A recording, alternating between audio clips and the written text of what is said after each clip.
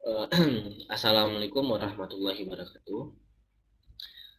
Perkenalkan, nama saya Rio Samana. Pada kesempatan kali ini, saya akan mempresentasikan sebuah materi yang berjudul Arsitektur Perangkat Lunak. Pertama yang kita bahas adalah apa itu arsitektur perangkat lunak? Arsitektur perangkat lunak adalah struktur sistem dari satu program atau sistem komputer yang terdiri dari komponen-komponen perangkat lunak yang tampak secara eksternal dan komponen-komponen tersebut saling berhubungan. Istilah ini juga merujuk pada dokumentasi arsitektur perangkat lunak satu sistem. Uh, Arsitektur perangkat lunak juga memiliki beberapa sifat kompleks dari produk perangkat lunak yang memiliki perspektifnya masing-masing. Pertama, di sini ada produk perangkat lunak yang harus dikembangkan memenuhi kebutuhan harapan pelanggan, memenuhi kebutuhan harapan pelanggan. Di mana ketika kita membuat sebuah aplikasi atau perangkat lunak, kita memiliki sebuah target pasar yang ingin kita tuju, di mana kita harus mengerti apa harapan dari pelanggan kita tersebut, apa kebutuhannya, dan apa yang mereka inginkan. Selanjutnya adalah arsitektur fungsional yang menggambarkan proses operasional, dekomposisi, kinerja dan karakteristik, dan produk perangkat lunak. Yang ketiga adalah arsitektur fisik yang menggambarkan aspek struktural produk perangkat lunak, di mana tanpa arsitektur fisik, upaya implementasi perangkat lunak tidak dapat diterapkan, direncanakan, dan dikendalikan dengan baik. Selanjutnya, arsitektur perangkat lunak harus mencirikan desain produk perangkat lunak yang akan dikembangkan.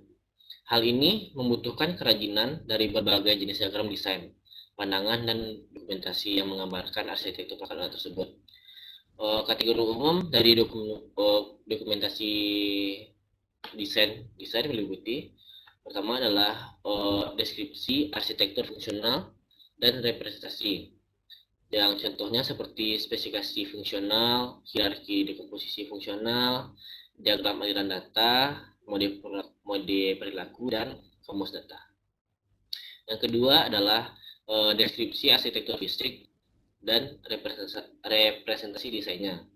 Contohnya seperti diagram blok interface, spesifikasi struktural, dan perakitan konfigurasi dan rencana integrasi. Selanjutnya adalah persyaratan dasar dan representasinya.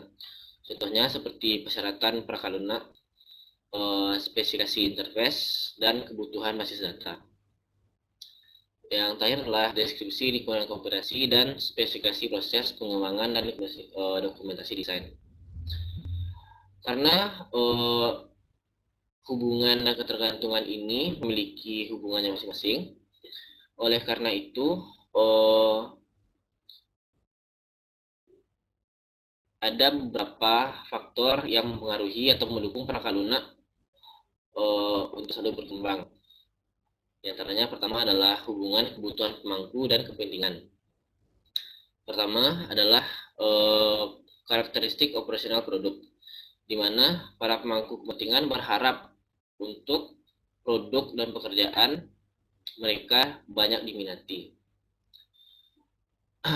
Jadi mereka akan mempromosikan sifat operasional untuk produk perangkat lunak yang dapat dieksplorasi untuk keuntungan dan nilai dari produk itu sendiri.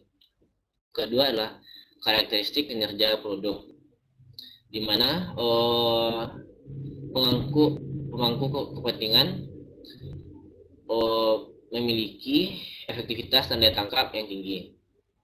Yang ketiga adalah karakteristik fisik produk, di mana stakeholder atau pemangku kepentingan berkaitan dengan kecanggihan dan kualitas estetika perangkat lunak produk, karena afiliasi mereka sangat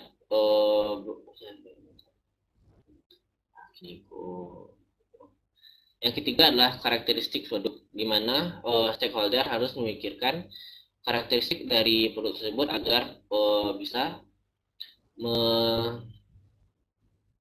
meningkatkan nilai jual atau lebih menarik di mata pelanggan. Yang keempat adalah kualifikasi produk, di mana stakeholder harus menyetujui dan memilih metode kualifikasi produk, di mana setiap persyaratan akan diseleksi sehingga bisa mendapatkan sebuah produk yang bagus dan sesuai dengan kualifikasi yang ada. Ketiga adalah persyaratan interface, di mana stakeholder memiliki kepentingan adanya sistem operasional atau produk lain yang dimanfaatkan untuk mendukung operasi bisnis dan tugas profesional mereka. Selanjutnya adalah proses pasca pembuatan, di mana proses ini dilakukan setelah produk dari perangkat lunak tersebut sudah selesai, seperti evaluasi dan melakukan evaluasi. Selanjutnya adalah hubungan dan kebutuhan dasar persyaratan perangkat lunak, di mana yang pertama adalah biaya pengembangan versus ketepatan waktu, di mana perangkat lunak pada akhirnya akan menentukan biaya upaya pengembangan dan berdampak pada pencapaian produk itu sendiri. Jadi mereka harus bisa memikirkan dan menimbang biaya pengembangan dan ketepatan waktu dari produk itu sendiri. Selanjutnya adalah kesesuaian kebutuhan produk perangkat lunak, di mana kesesuaian kebenaran dan ketelitian persyaratan produk akan mempengaruhi upaya pembangunan, di mana faktor-faktor tersebut akan sangat mempengaruhi hasil dari produk yang akan kita buat itu sendiri. Selanjutnya adalah ruang lingkup tes dan evaluasi usaha, di mana persyaratannya para baseline harus menetapkan ruang lingkup upaya pengujian dan evaluasi untuk kedua produk perangkat lunak, dan prosesnya berlanjut secara berkelanjutan, mau itu pasca produk pra. Selanjutnya adalah proses lingkup proses pasca pembangunan, di mana peningkatan kompleksitas produk berdampak pada kemudahan pengguna dan tuntutan pelatihan untuk pengguna, serta biaya produk dan dukungan pelanggan. Selanjutnya adalah hubungan dan kebutuhan lingkungan komputasi. Pertama adalah ketersediaan teknologi, di mana kinerja perangkat lunak dibatasi oleh lingkungan komputasi dan harus diperhitungkan dan menjadi persyaratan produk perangkat lunak. Ini adalah pemanfaatan konservasi dan sumber daya, di mana ketersediaan sumber daya komputer dalam lingkungan komputasi sangat mempengaruhi kinerja produk perangkat lunak. Selanjutnya adalah hubungan dan kebutuhan tes evaluasi. Pertama adalah cakupan uji, di mana cakupan uji perangkat lunak menyediakan indikator penting dari kemajuan implementasi perangkat lunak itu sendiri. Selanjutnya adalah uji kecukupan, di mana menguji produk perangkat lunak memerlukan beberapa pengawasan yang disengaja dan harus diidentifikasi dengan beberapa kasus atau skenario yang diskriminatif yang akan melatih produk yang kita bangun sebelumnya. Selanjutnya adalah upaya uji proses PDSS, di mana masing-masing pasca pengembangan proses akan memerlukan upaya pengujian dan evaluasi untuk memastikan bahwa